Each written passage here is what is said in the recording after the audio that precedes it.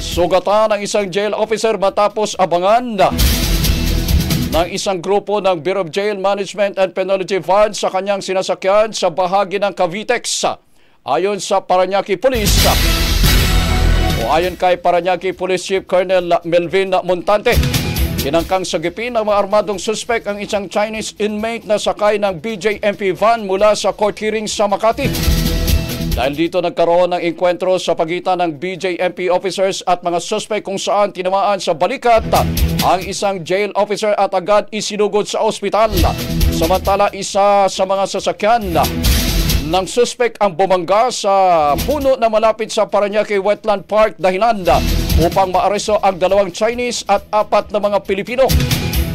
Kasalukuyan namang nakumpirma ng pulisya na ang 6 ay sangkot sa iba't ibang kaso tulad na lamang ng kidnapping, carnapping, gun running at iba pa.